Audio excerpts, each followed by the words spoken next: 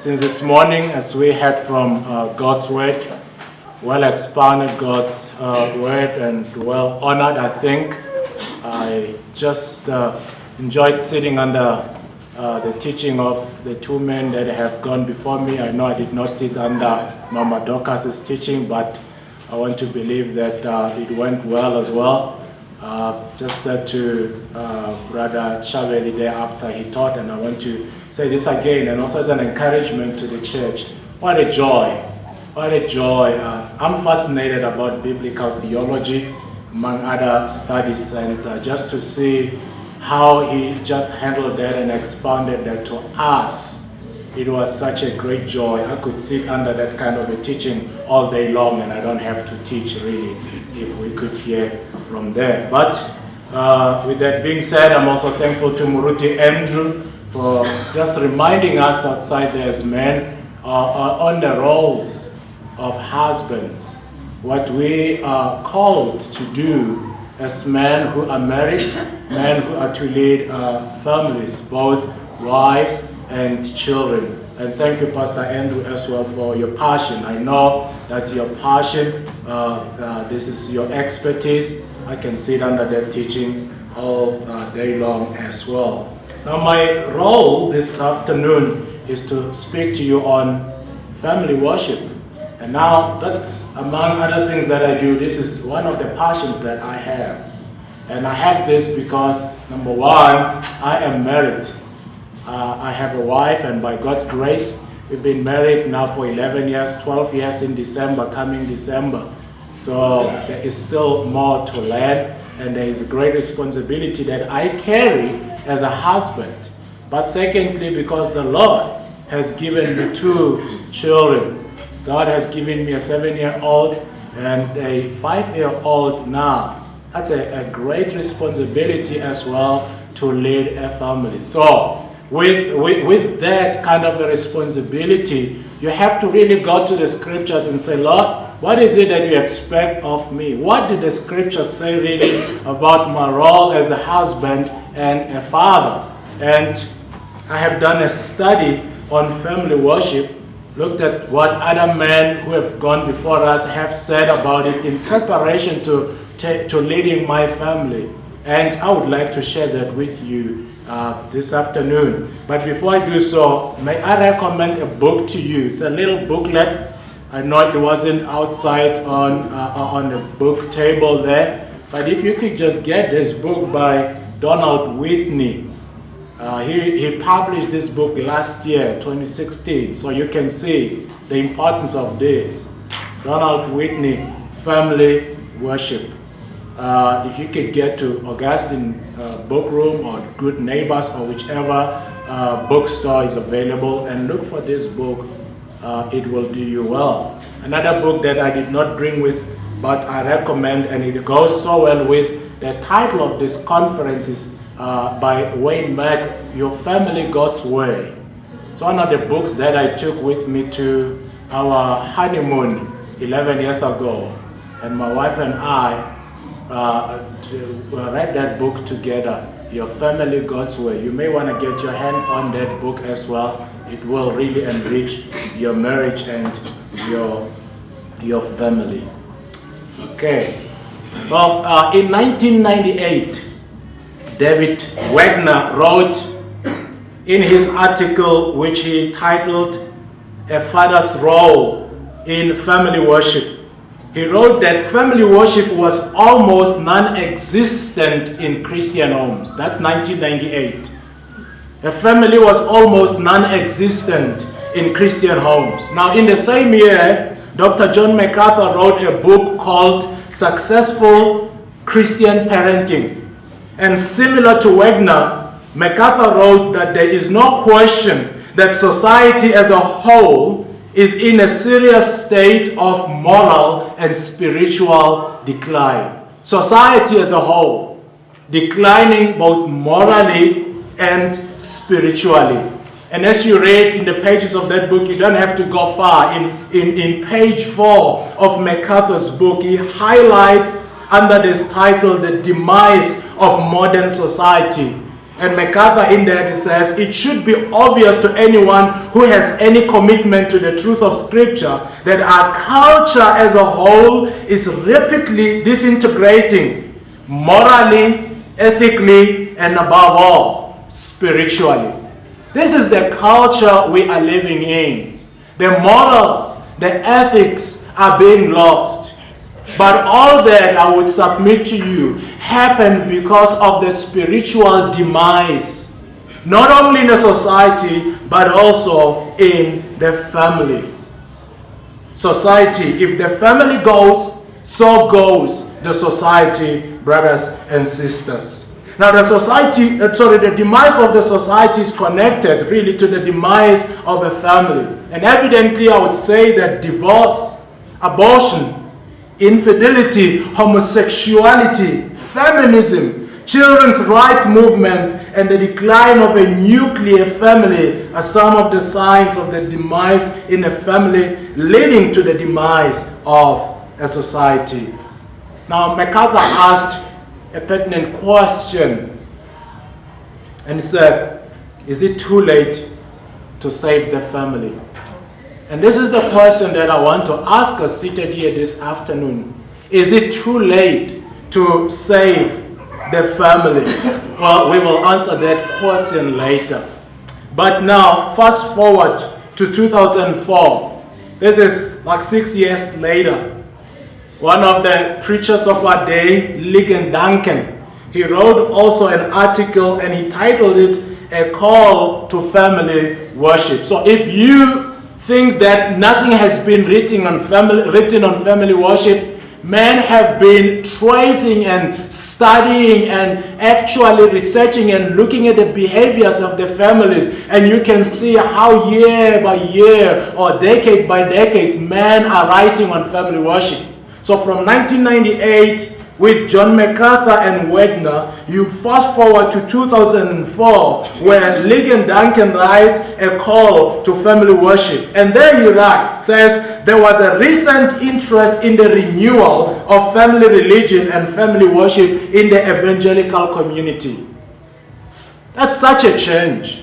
If Wagner and MacArthur says there was a demise in 1998, and Ligon Duncan comes back in 2004 and says there seemed to be an interest, there seemed to be a renewal in family religion and family worship in evangelical community. The question should be asked, why? Why all of a sudden an interest back to the family worship? Well, Ligon Duncan mentions two factors that were leading to this renewal. Number one, he mentions the cultural assault upon the family. I guess it takes that for especially Christian families to be awakened.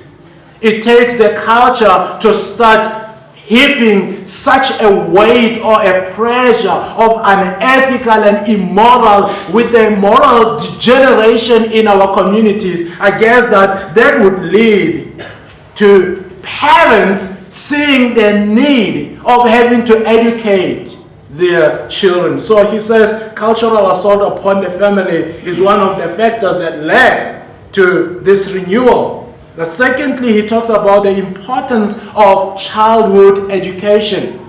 People started seeing the importance of that, having to catechize or to teach your children from that younger age. Well, I'd say the truth is that the cultural assault on the family that Duncan observed in 2004 is clearly experienced in our day today. Wouldn't you say that? That we are experiencing that even more than we had in 2004. If you want to see that, just take time. Go back perhaps to 2004 to 2007 and look at the countries. See how many legislations, see how many bills have been passed in the country, in the politics that are basically out targeted at the family, and you will be surprised. You will be surprised how the family has been redefined. You will be surprised how marriage has been devalued today.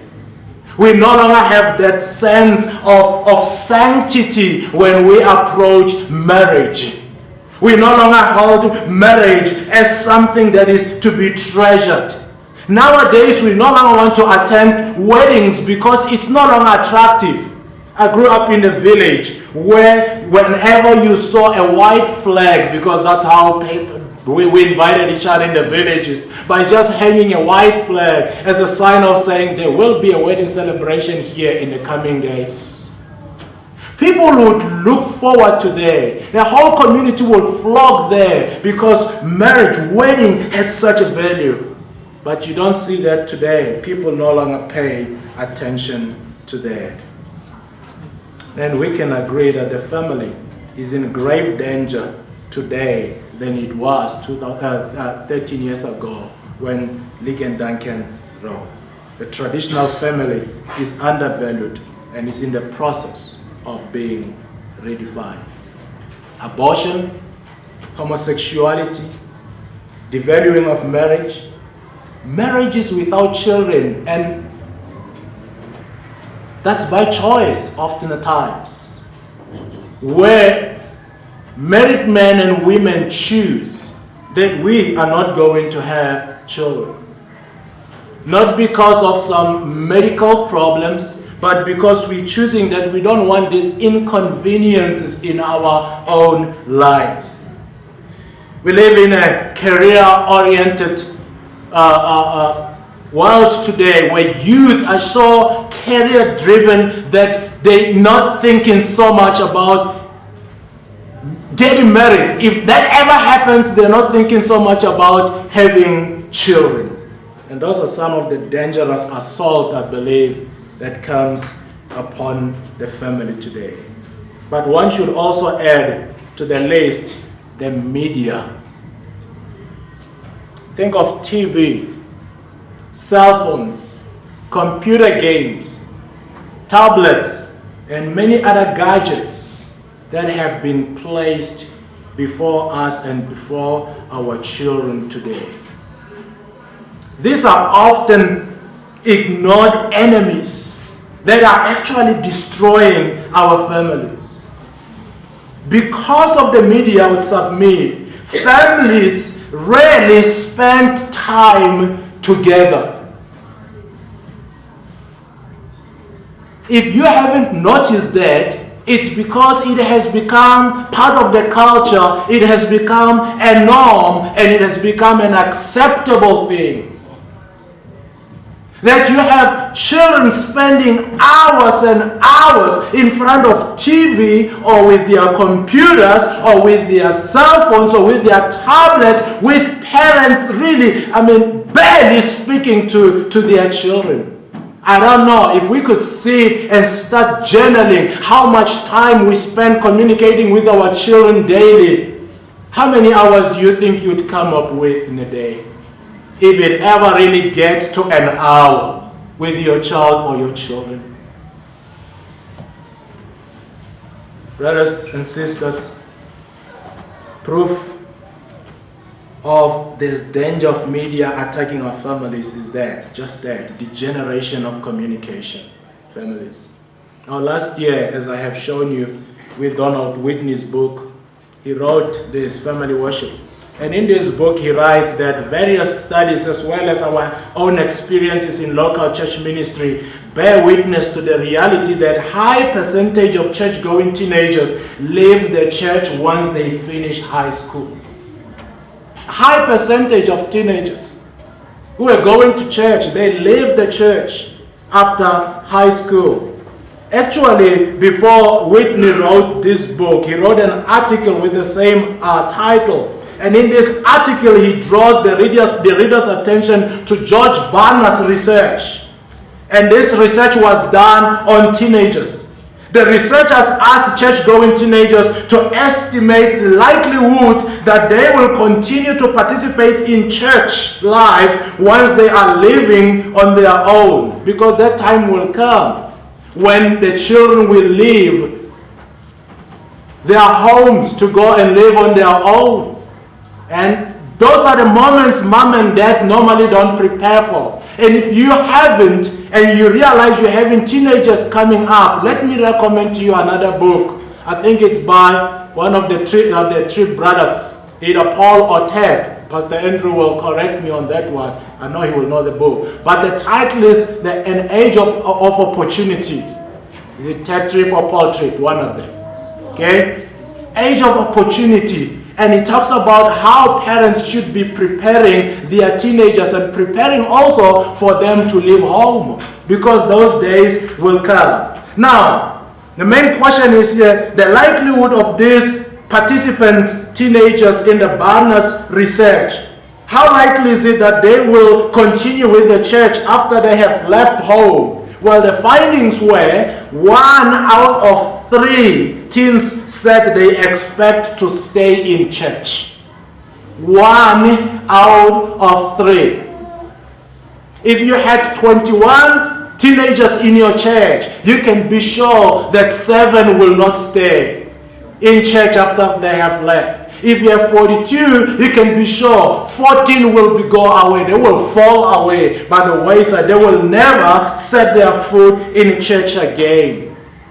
We can just say, to round off, just say 33% of the teenagers basically will be gone. That's the problem that the church is faced with.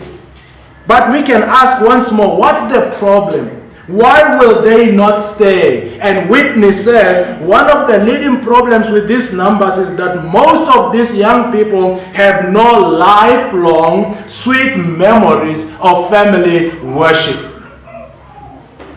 That's one thing they did not get from home. A lifelong sweet memories of family worship. Okay, let me see husbands and wives in the church today. Are you there? Husbands and wives. Okay, you're all there. Okay? Are you all seated next to your wives? Okay, if you brought your wife with, okay, I will ask the wives to submit. Just go and sit next to your husband. If your husband is here, wife, go and sit next to him right now. Okay? There we go.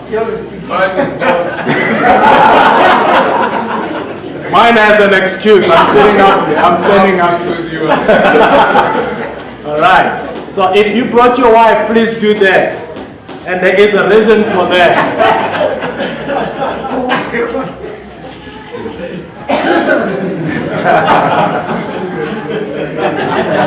Right. All right, wives. This is what I'm going to do as I continue to teach, because I'll be speaking really a lot to the men. So just keep on doing like this to them, right? Make sure that they are awake. They need to hear this. All right. And you should keep on saying, did you hear what he said? Because when you get home, this needs to begin. Right. So now we're dealing with that. The problem is that there is no lifelong sweet memories of family worship. Now that you're seated together, I want you to think of this. Never ever think that your family is immune to these dangers or to the statistics 1 out of 3. But rather, I want us to take these as potential dangers and start investing on your family starting now, if that has not been started yet. So the purpose now of this session is to tell you that it is not too late. MacArthur asked, is it too late? It is not too late to save the family. Therefore, we need to quicken you the importance and the urgency of family worship. Because family worship can serve as a means to protect your family from the influencing culture that is hitting us. Now, how do you spend time with your family? That's the question I can ask you today. How do you spend time with your family? Given the culture of media and career-oriented and many other things. I like the way Kabedi put it this morning. Said, we often would leave our children for the dollars somewhere. Implication is that we will cross the oceans to try and go and make money. We leave our families for that reason. Now, here is something to note. And that is what families regard as important. It's evidenced by the manner in which they spend their time and their